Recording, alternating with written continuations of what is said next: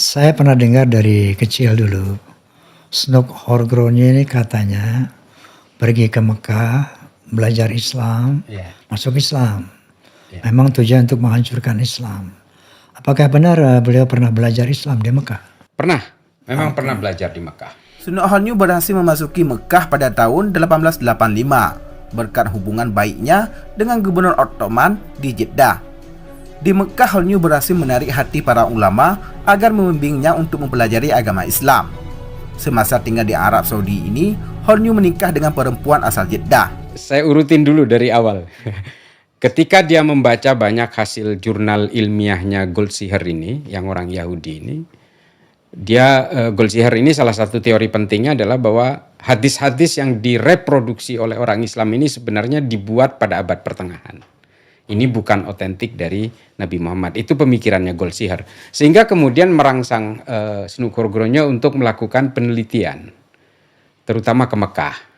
Nah, di Mekah ini Snuk Horgroni tinggal di Jeddah, di salah satu maktab yang isinya ini orang-orang Aceh, jamaah haji dari Aceh. Nah, di situ ada salah satu temannya Snuk Horgroni ini namanya Raden Abu Bakar Jayadiningrat.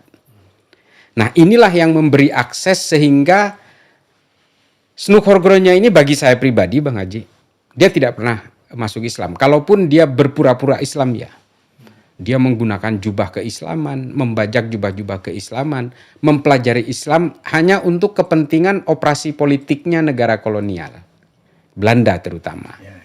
Nah, ini kemudian yang membuat dia bisa masuk ke Haramain. Karena menurut Abu Bakar Jayadiningrat ini, dia digambarkan sebagai orang Islam, mu'allaf, yang dia tertarik untuk mempelajari Islam. Sehingga dia leluasa sekali ketika itu di Mekah, melakukan penelitian-penelitian itu.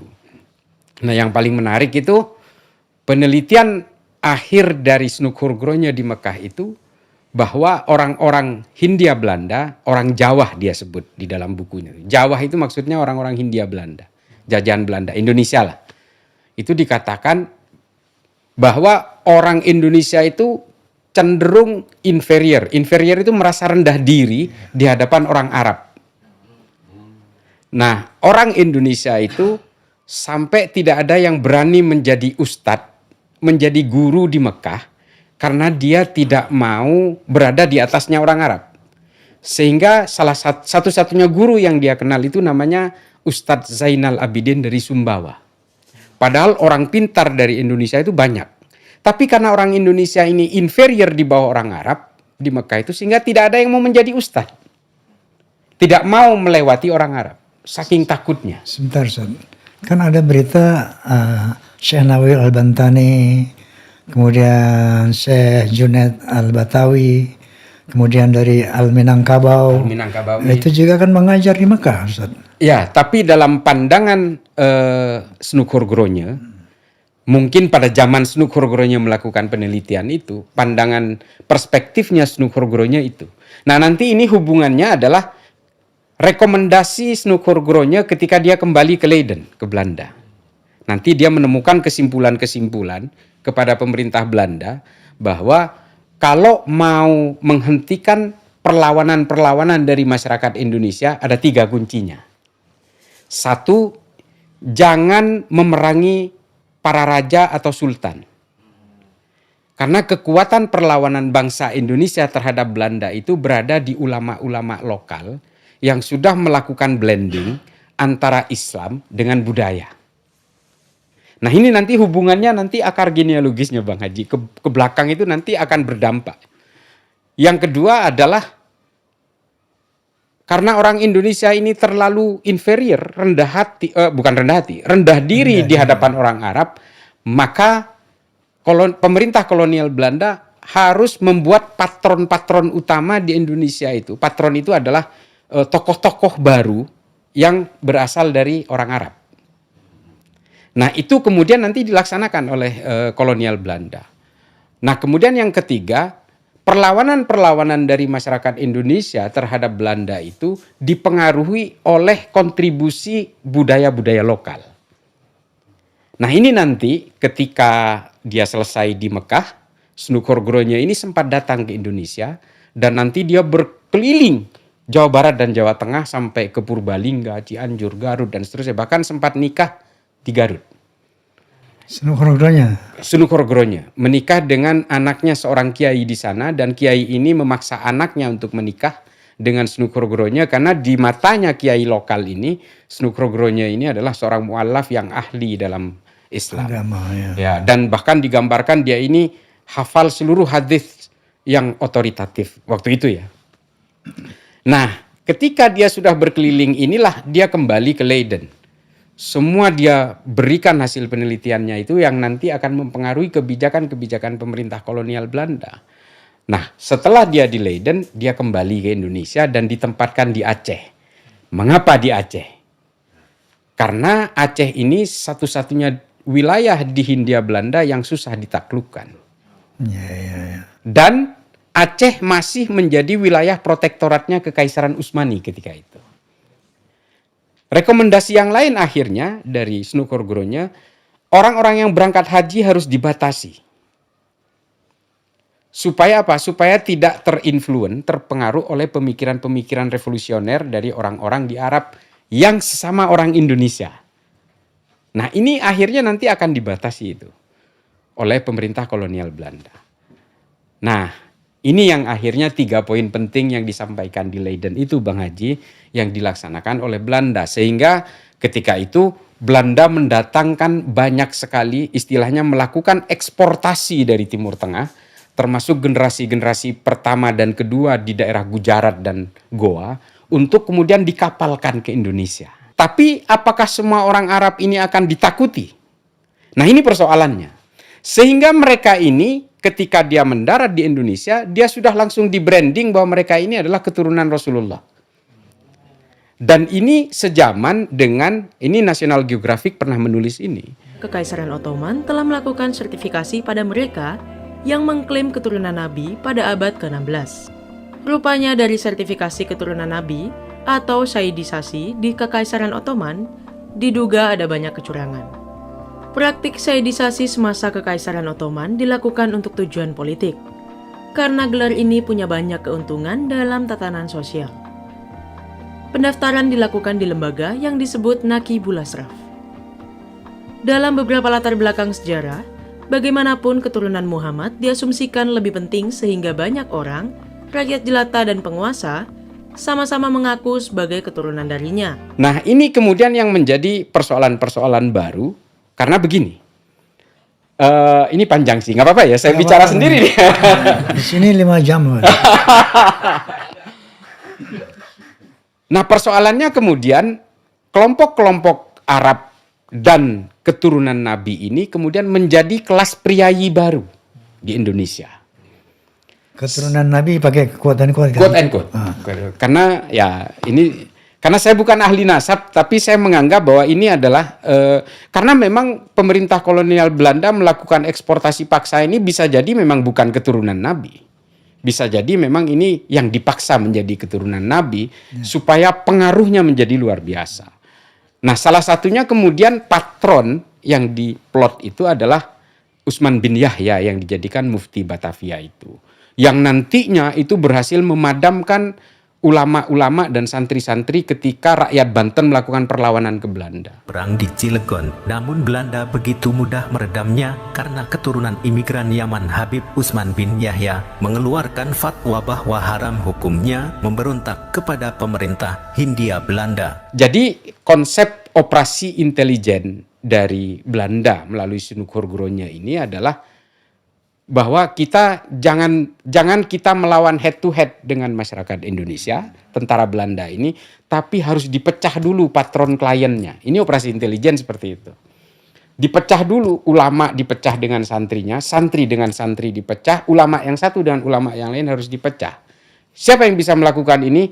Kalau Belanda nggak mungkin, maka dibuatlah sosok-sosok sentral yang mengatasnamakan agama ini, dan wabil khusus keturunan Arab yang memang orang Indonesia asli inferior. Nah, persoalannya kemudian ketika bersentuhan dengan urusan budaya. Wali Songo menyebarkan Islam sudah terbukti efektif menggunakan budaya-budaya lokal lewat gamelan dan sebagainya. Sebentar, interupsi lagi. Iya. Antum tadi menyebut Wali Songo. Ya. Antara eksistensi Wali Songo dengan kedatangan imigran Yaman ini, mana yang lebih dulu? Lebih dulu Wali Songo. Oke. Karena ternyata begini, Bang Haji, Wali Songo berhasil membuat akulturasi, perpaduan antara Islam dan budaya lokal. Ini efektif. Yang akhirnya menjadi platform perjuangan bangsa Indonesia melawan penjajahan Belanda. Yang kedua, pertanyaan kedua. Iya. Apakah Wali Songo termasuk imigran Yaman yang dibawa oleh Belanda ke Indonesia? Kalau dari catatan sejarah sih bukan. Dia dari Asia Tengah. Terutama dari Asia Tenggara, terutama dari Campa, dan ini jalurnya ke Asia Tengah, dan ini adalah bagian dari korban-korban persekusi pada zaman Perang Zab antara kelompok Bani Umayyah dan Bani Hashim. Banyak sekali yang kemudian kabur ke Asia Tengah, ke Nagorno-Karabakh dan pegunungan Kaukasus Utara. Nah ini nanti yang hadir, yang akhirnya ke Kamboja menyebarkan Islam sampai ke Indonesia itu kelompok ini. Samarkand itu? Iya, sama. Bukhara segala macam itu. Nah ini alirannya dari sana. Baik. Artinya mereka ini memang korban persekusi di Arab yang kemudian sampai ke kita. Bukan dikerahkan oleh kekuatan-kekuatan politik kolonial. Memang secara state of nature, jadi betul-betul secara alami memang datang melakukan migrasi-migrasi. Karena di Arab sendiri dipersekusi ketika perebutan kekuasaan antara Bani Hashim dengan kelompoknya Muawiyah dalam perang Zab itu. Kan akhirnya dipersekusi itu. Nah ini kemudian yang menjadi catatan tersendiri. Saya lanjut ke Wali Songo tadi.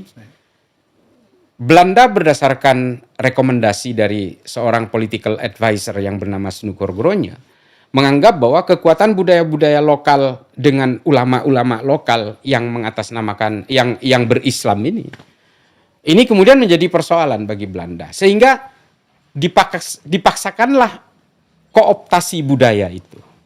Nah, ini munculnya budaya-budaya Arab di tengah masyarakat pedalaman Islam ketika itu menggeser gamelan dan seterusnya dan seterusnya. Bahkan kalau saya sendiri, pengalaman saya sendiri di Madura, itu ada nama kesenian budaya lokal itu namanya sandur. Sandur. Sandur itu sejenis gamelan di Jawa. Oke. Sejak kecil saya sudah tertanam di sini bahwa sandur ini maksiat. Tapi kalau rebana enggak, kurang lebih gitulah. Nah ini upaya kooptasi budaya lokal ini yang kemudian membuat patron klien baru di Indonesia. Supaya tujuannya apa? Supaya orang-orang lokal dan ulama-ulama lokal itu mudah dikendalikan lewat jalur budaya dan kemudian pergerakan mereka bisa dipatahkan ketika melakukan perlawanan ke Belanda. Nah ini semua adalah operasi-operasi yang dirancang oleh Snouck Gronya tadi sebenarnya. Nah ini yang kemudian mempengaruhi cara berislam kita hari ini. Mohon izin Bang Haji, sebenarnya yang dikatakan Habib ya, katakan kan itu hanya di Indonesia sebenarnya yang betul-betul dikultuskan secara luar biasa. Saya terus terang begini, saya ngaji kitab Irsyadul Ibad. Zainuddin Al-Malibari itu kepada seorang Habib. Beliau ini, guru saya ini secara akhlak bagus, secara keilmuan luar biasa, maka saya betul-betul hormat. Bukan karena Habibnya, tapi karena keilmuan dan akhlaknya. Beliau betul-betul ahli ibadah. Saya tahu siapa beliau? Habib Ali Al-Kaf. Habib Ali Al-Kaf. Saya sangat respect. Tapi dalam konteks ketika kita hubungkan antara moral dan pengakuan keturunan ini, ya saya sering ngomong di beberapa channel ya, di beberapa YouTube dan bahkan di banyak kesempatan. Meskipun ngaku Habib, kalau bajingan tampar aja saya bilang, tempeleng aja. Artinya moral menjadi bagian penting. Bukan kepret, bukan. Karena saya selalu mengatakan begini, Rasulullah ini kan mewariskan moral kepada kita. Kalau Rasulullah itu betul-betul ingin mewariskan keturunannya, sampai beliau wafat pun seharusnya menunjuk Sayyidina Ali sebagai penggantinya. Tidak.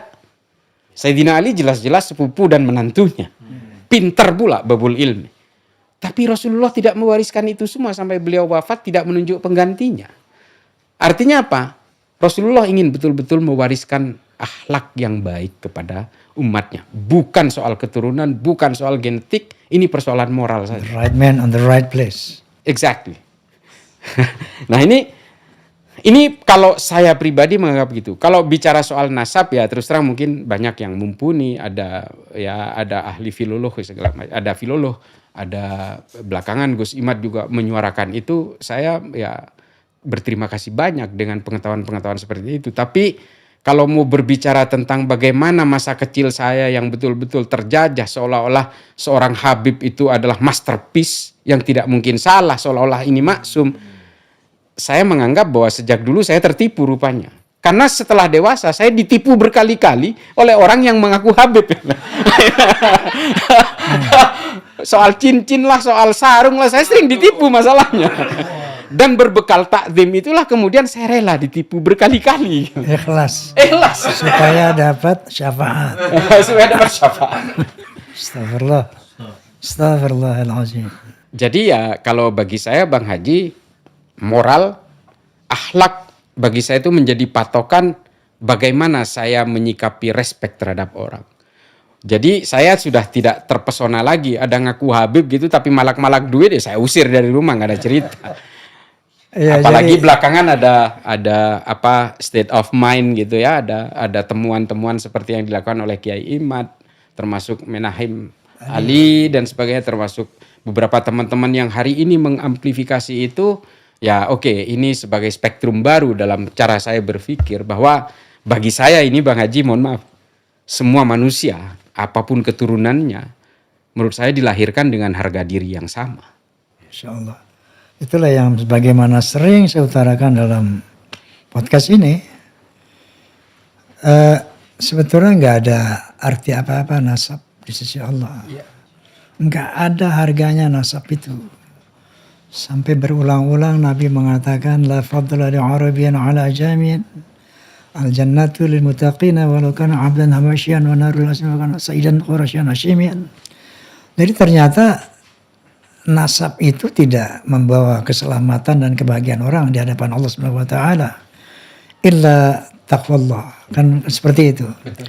Nah, inilah yang mereka-mereka ini kaum Ba'alawi sering mendoktrin umat Islam sebagai muhibbin mereka.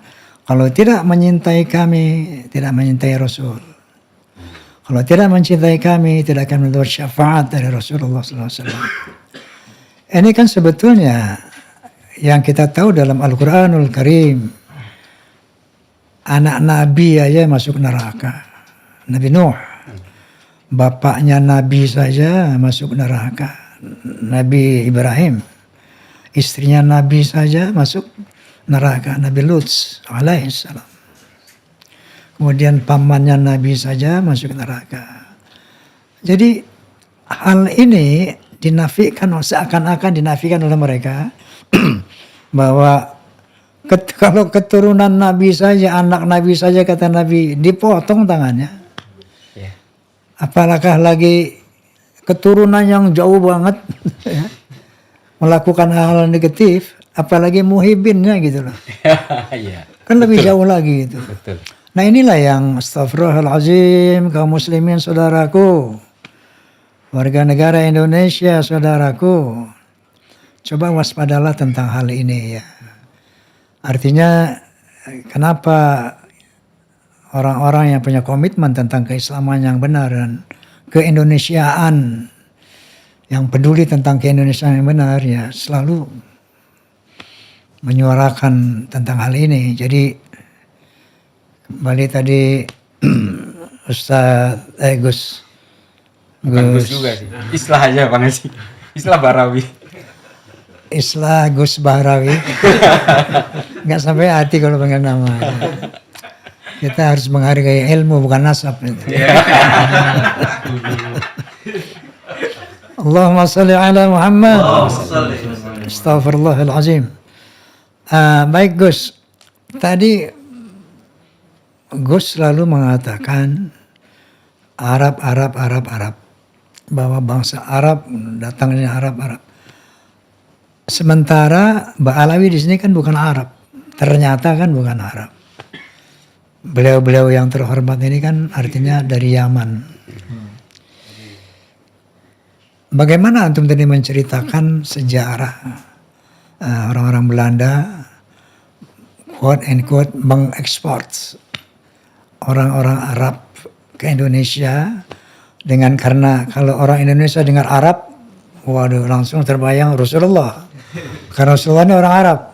Ini orang Arab. Kalau sekarang mungkin kita nggak aneh ya dengar orang Arab. Tapi dulu mungkin begitu ada orang Arab, lalu identik dengan Nabi Muhammad SAW karena beliau orang Arab, kan?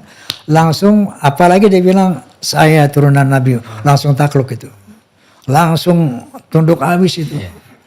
Nah, bagaimana antum bisa menjelaskan bahwa yang didatangkan itu bukan orang Arab tetapi orang Yaman? Dari hasil penelitian Snook Horgronya itu kan melihat secara genetik Arabnya. Artinya zaman itu kan kita belum ada DNA yang bisa merunut secara rinci genealogi seseorang gitu. Tapi yang jelas originnya kan dari Timur Tengah. Timur Tengah itu Arab ya pokoknya. Arab pokoknya. Dan inferior itu memang ditujukan kepada origin Arab. Bahkan kalaupun ada seorang Yahudi yang kan Yahudi sama Arab ini kan sebenarnya satu rumpun. Jadi sama-sama berasal dari bangsa Aramik. Makanya bahasanya Ibrani terus kemudian menjadi bahasa Arab. Ini kan akar-akar bahasa yang sebenarnya satu rumpun semua. Jadi anti-Semit itu sebenarnya bukan anti-Yahudi juga, tapi hanya juga anti-Arab sebenarnya, gerakan anti-Semit di Eropa dulu itu. Nah, origin Arab ini yang kemudian memang dipakai oleh pemerintah Hindia Belanda. Kenapa kok dari Yaman? Mungkin ketika itu Yaman adalah wilayah yang paling terbelakang, yang memang secara kultur geografisnya memang yang paling tidak memungkinkan, sehingga diambil dari orang-orang Yaman yang memang kehidupannya memang sangat susah lah, kurang lebih begitu. Karena berbagai imigran di Libanon yang juga keturunan Arab ini banyak yang berasal dari Yaman, yang kemudian keturunannya itu banyak bermigrasi ke Amerika Selatan dan menjadi Katolik. Ada Fernando Haddad. Ini kalau di Indonesia dengan marga Al-Haddad ini, disungkam-sungkam ini. Tapi di Brazil dia Katolik. Carlos Munim, bekas presiden Argentina, Carlos Menem. Ini kan keturunan dari Suriah, yang juga nenek moyangnya pendatang dari Yaman. Jadi memang yang berkecenderungan punya gairah tinggi untuk merantau itu memang dari Hadramut. Makanya dipilihlah mungkin oleh pemerintah kolonial Belanda ketika itu orang-orang Hadramut yang memang punya naluri merantau. Dan secara ekonomi juga di kawasan Arab ya, sampai hari ini sih. Kebetulan saya udah pernah sampai ke sana. Sengsara betul. Orang Yaman itu ya. Memang orang Yaman, dan memang ya ini mohon maaf saya bukan stereotip atau rasis, tapi memang banyak sekali orang Yaman setelah merantau menjadi kaya seperti Bin Laden. Ini kan pendatang dari Yaman. Yang menjadi kontraktor nomor 1 di Saudi dan melahirkan Osama Bin Laden. Ini juga secara genetik dari Yaman. Osama Bin Laden itu Yaman? Yaman. Bin Laden itu kan pendatang dari Yaman yang kemudian menjadi kontraktor di Arab Saudi dan kaya. Dulu di Masjidil Haram, cleaning service-nya Bin Laden Corporation. Sekarang sudah diganti karena nama Bin Laden ini sudah dirusak oleh Osama. Enggak, yang maksud apa Bin Laden ini Ba'alwi? Saya kurang tahu kalau itu. Kalau itu saya kurang tahu. Tapi yang jelas dari Hadramut. Dan rata-rata semua pendatang yang origin dari Timur Tengah itu memang dari Yaman kebanyakan. Termasuk di Libanon sendiri itu kebanyakan dari Yaman. Dari Yaman. Iya. Baik, Ustadz. Islam. Bukan Ustadz, bukan Kiai. Baik. Islam Ustadz. Islam nggak bisa lah pakai nama. Antum itu berilmu. Orang berilmu itu harus dimuliakan. Yarfa'illahu alladhina amanu minkum walladhina utul ilma darajat. Yang harus dimuliakan itu orang beriman dan berilmu. Ustadz. Maksa. Tadi mengenai kesejarahan bagaimana peran Belanda dalam ini Snook Horgronya mengirim orang-orang Yaman, kemudian kita kenal dalam sejarah yang namanya Utsman bin Yahya sebagai mufti Betawi yang diangkat oleh Belanda, Senokhorgronya. Kemudian ada dalam sejarah dikatakan bahwa Utsman bin Yahya ini dalam rangka menjalankan tugasnya sebagai ulama untuk menundukkan pejuang-pejuang Islam yang notabene adalah kelompok dari Wali Songo tentunya yang telah terdahulu eksis di Indonesia. Itu dengan memberi fatwa haram terhadap perlawanan terhadap pemerintah yang sah. Sejauh mana antum mengetahui tentang sejarah ini bahwa beliau mengharamkan perjuangan perlawanan terhadap pemerintah Belanda, pemerintah yang sah? Betul, memang ketika itu begini tuduhannya. Fatwa ini keluar ketika tuduhan itu datang dari Belanda. Bahwa kelompok-kelompok ulama dan beberapa santri yang melakukan perlawanan kepada pemerintahan Belanda ini dianggap ingin kembali kepada kekuasaan Kekaisaran Utsmani. Tuduhannya seperti itu.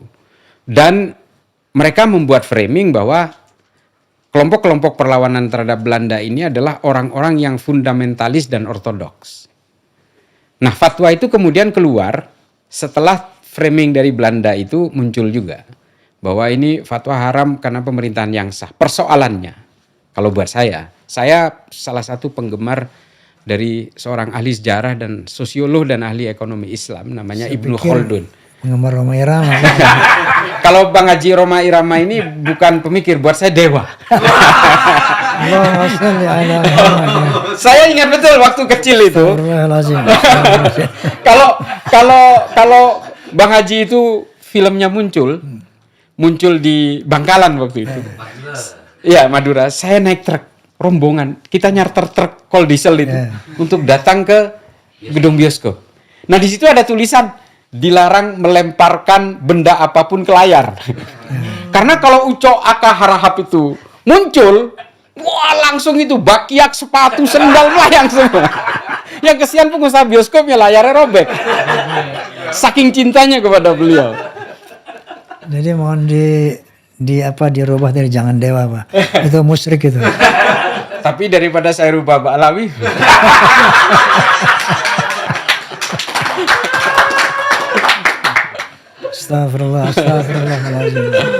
Astagfirullahaladzim. Tapi enggak sih, dewa itu bukan Allah. Dewa itu seseorang yang diagungkan. Seperti cerita sedikit. Ya. Waktu saya mau ke India, mau berduet sama Lata Mangeshkar, itu kan saya di screening dulu tuh. Apa potensi Anda, apa kapasitas Anda mau duet sama Legend of India, maka dikasihlah CV Roma itu. Filmnya ada 30, ini lagunya ada sekian ratus, baru oke, duet sama Lata gitu kan. Nah, sampai sana saya orang India itu begini misalnya, Romaji, gitu. Saya tanya sama mereka itu, maksudnya apa Romaji? Anda dianggap dewa di sini. Gitu. Dewa di sini bukan Tuhan artinya, orang yang sangat dihormati gitu. Jadi beliau tadi bilang Roma dewa masih dihormati, lu jangan salah. Nemu musyrik dan nih kalau salah. Dewa Grutinani. Bukan gitu. Jadi begitu Romaji, dewa katanya, kamu tuh dianggap dewa di sini, ada orang yang dihormati. Tiba-tiba, sorry orang India, minta maaf ya. Saya begitu dihormatinya, tiba-tiba saya lagi keluar dari ruang dubbing, melangkahi sitar. Sitar itu gitar India itu yang, gitu. Melangkahi itu, dimaki langsung. Damn you. Dewanya hilang. Masya Allah, itu India luar biasa. Dewa banyak sih. Nah seperti Ahmad Dhani kan dewa. Ada Dewa Bujana. Ada Dewa Bujana. Jadi bukan apa-apa kalau dia bilang Roma bahasa dewa itu bukan apa-apa. Lo jangan langsung musyrik.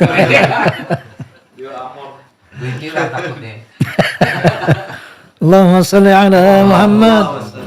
Emang bincang asik ini. Monggo di dulu. Iya, iya. Oke. Bismillahirrahmanirrahim. Baik, Ji.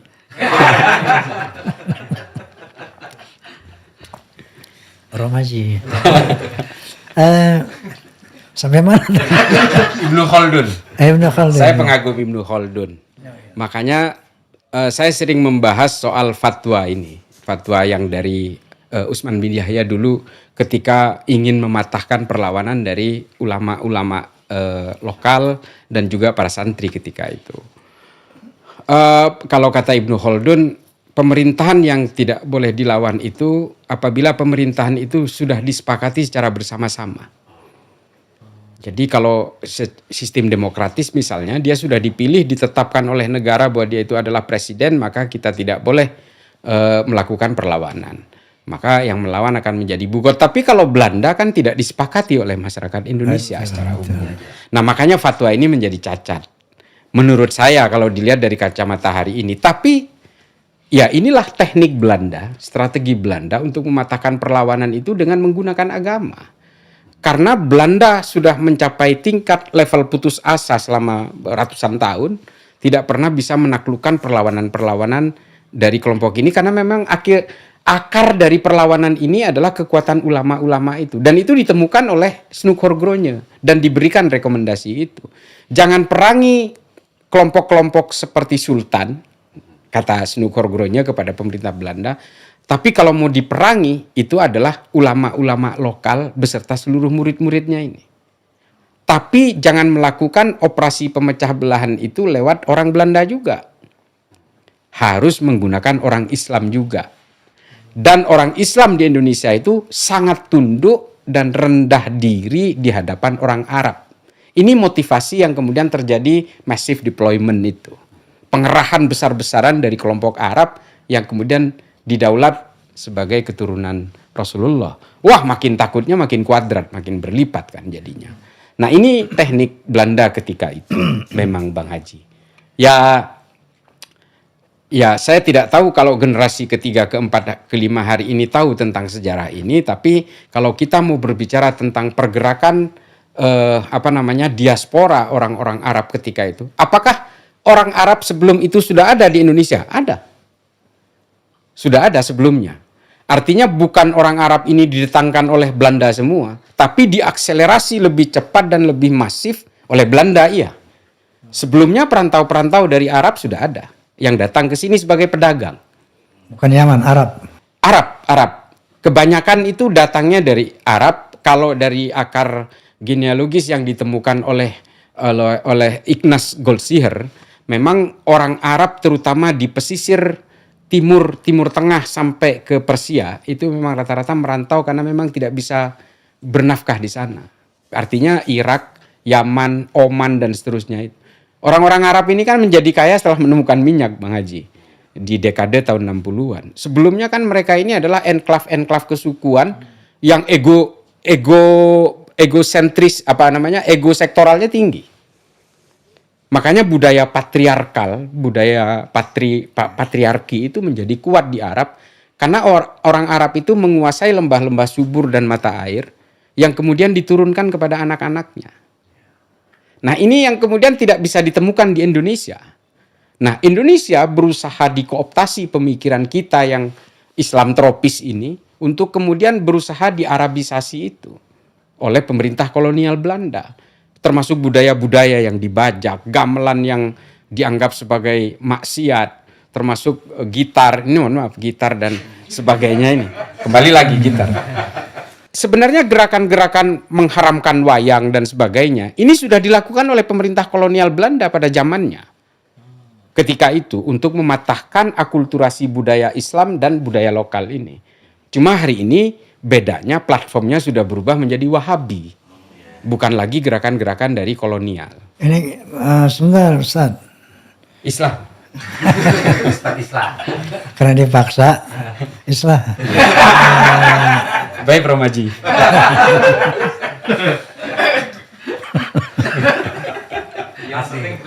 Ini kan kita tengah membahas Ba'alawi, imigran Yaman yang quote and quote beliau mengaku sebagai keturunan Nabi yang banyak diyakini oleh umat Islam Indonesia selama bahkan 500 tahun.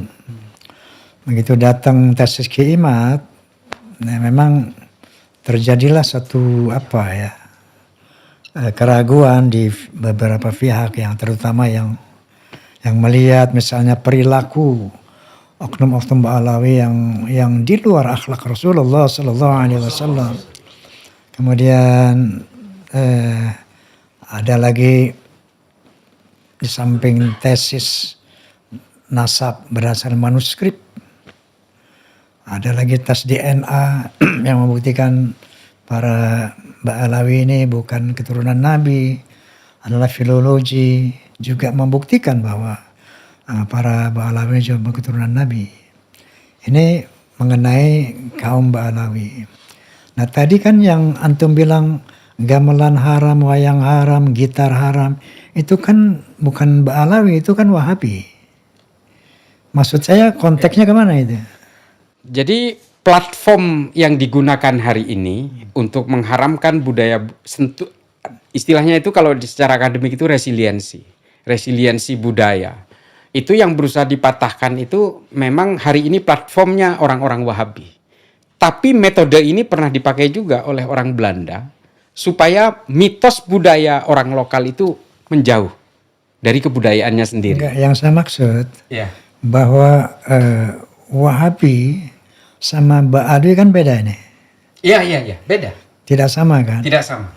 Walaupun misalnya sama-sama orang Yaman, wallahu alam. Barangkali Wahabi dari Arab, wallahu alam. Tetapi mereka punya misi kan berbeda nih. Kalau Wahabi misinya tidak mengakui beliau sebagai turunan Nabi, tapi membid'ah-bid'ahkan, mengkafir-kafirkan. Ini ciri khas saudara kita Wahabi ini. Nah, tapi kalau Ba'alawi ada klaim bahwa mereka adalah turunan Nabi dan memalsukan kuburan-kuburan palsu, memalsukan sejarah. Ini artinya ada tujuan untuk quote and quote menghegemoni, menjajah Indonesia. Ini saya lihat ada perbedaan ya antara gerakan Wahabi dan gerakan Ba'alawi. Apakah ada satu benang merah antara Ba'alawi dan Wahabi? Ada. Agenda dan tujuannya pada eranya masing-masing. Kelompok-kelompok Ba'alawi pada saat itu memiliki agenda yang dibebankan oleh ranselnya pemerintah Belanda bahwa bangsa Indonesia harus dipecah belah. Wahabi hari ini ingin memecah belah bangsa juga untuk kepentingan supaya menghomogenkan orang Indonesia menjadi Wahabi semua dengan cara memecah belah itu.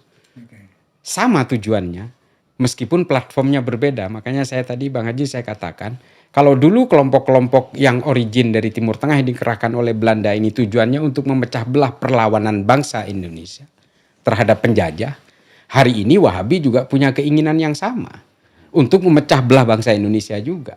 Meskipun ajarannya berbeda, originnya juga berbeda. Tapi kan sama, dengan membid'ahkan orang-orang dan kemudian mengkafirkan hakimiyah, takfiriyah, dan kemudian mendevaluasi nilai para ulama-ulama lokal ini kan sebenarnya mereka ingin memecah belah. Sama tujuannya.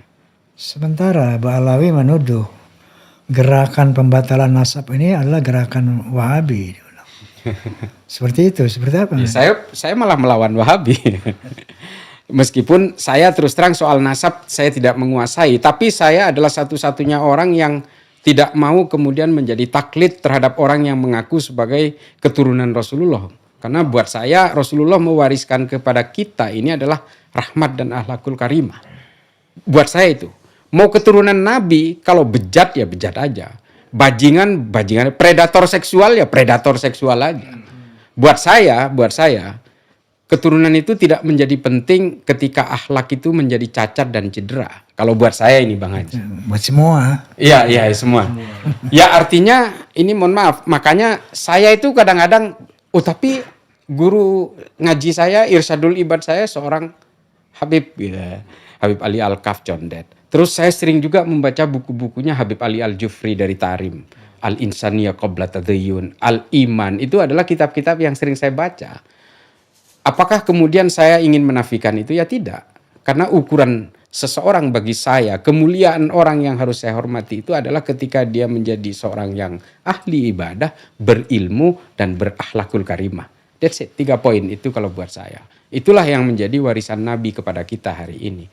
Lalu tiba-tiba ada orang ngaku sebagai keturunan Nabi, dia Habib, marganya ini, marganya itu, tapi buat nipu umat, buat membodohi umat, menghipnotis umat. Buat saya udah ke laut aja lah. Di sini jauh lah. Tol Priok.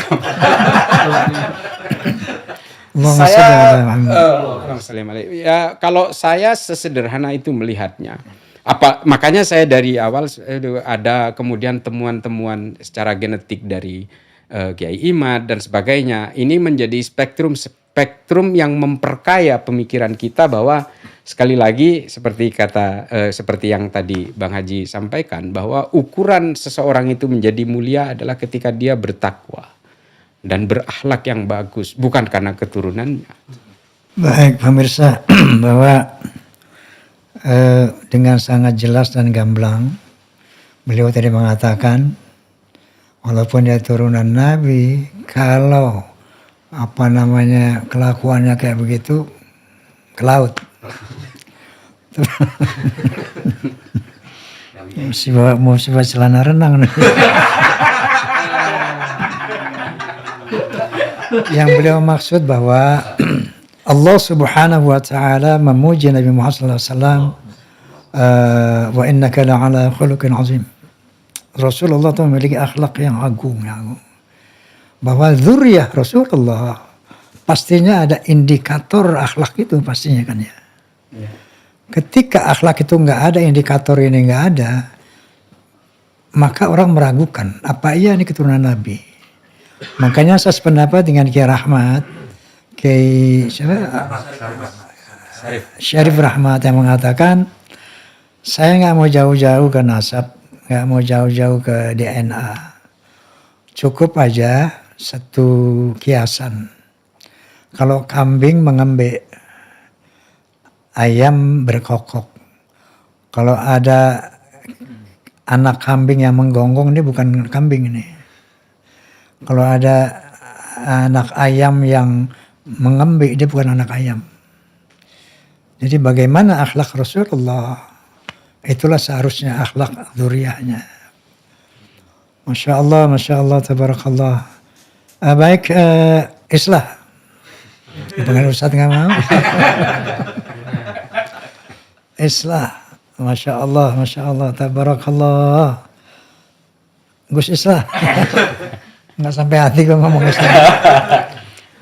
Ini pun Gus, bahwa oke, barangkali ada last statement yang Anda sampaikan, karena katanya ada keperluan lain yang ingin Anda sampaikan kepada pemirsa. Ya, terima kasih Bang Haji. Jadi apa yang saya ceritakan tadi bukan berarti saya ngarang gitu ya.